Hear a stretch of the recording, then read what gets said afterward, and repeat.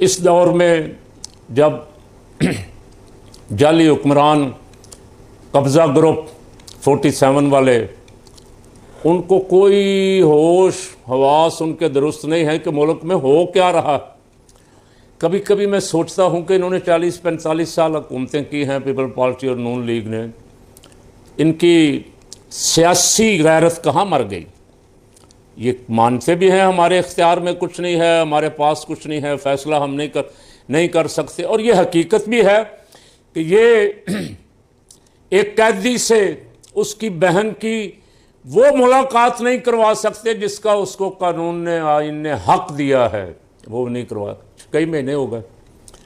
High court का जज order देता है, सुप्रीम कोर्ट नहीं सॉरी, जेल का सुपरिटेंडेंट उसे उठा के बाहर फेंक देता है।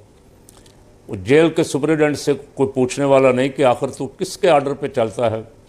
हाँ, जो वाकफ़ान हाल हैं वो ये कहते हैं कि ये इन हुक्मरानों के ऑर्डर पे नहीं, किसी और के ऑर्डर पे चलता है।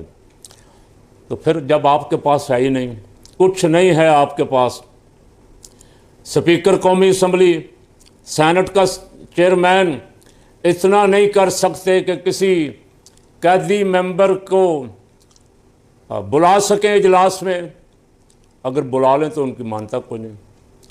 अदालतों का ये हाल है कि एक बंदे की 27 दफ़ा ज़मानत हुई, वो बाहर निकलता था। परवेज़ इलाही, कभी शाह महमूद कुरैशी, कभी डॉक्टर यास्मीन राशिद, पुलिस फिर पकड़ लेती थी।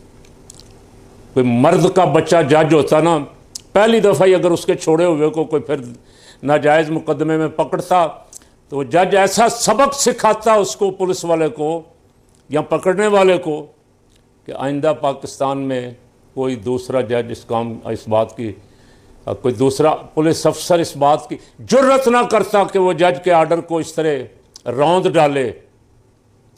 अब अलीमा खान 75 साल की बीबी, ऐसी औरतें, ऐसी माइयाँ, ऐसे बुज़ुर्ग, मर्द हों या औरतें हों, 70 नहीं 60 साल से ऊपर चले जाएं, तो हमारे लिए तो काबिल एहतराम है। हमें उनका एहतराम करने का हुक्म दिया गया है, बुज़ुर्गों का, जिनके बाल सफ़ेद हो जाएं उनकी हया का हुक्म दिया गया है।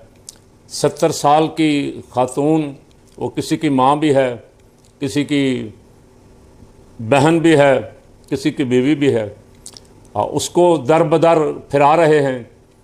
अडियाला के बाहर जिस दिन उसकी मुलाकात का हक तय है, उस दिन वो आके बाहर बैठ जाती है, और ये सारी इंतज़ामिया, पुलिस उसको रोकने, उसको हटाने, उसको मंजर से गायब करने पे लगी रहती।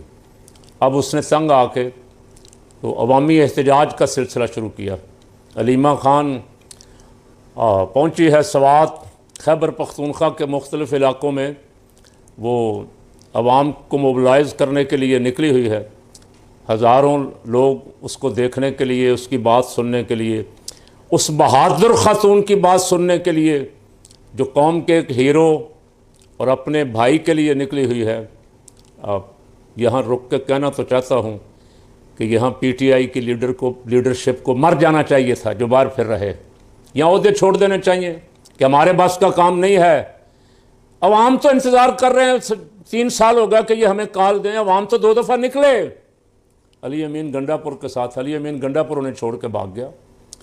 अवाम तो तैयार है कि कोई कॉल देने वाला, कोई लीडर, कोई गाइड करने वाला मैदान में आए।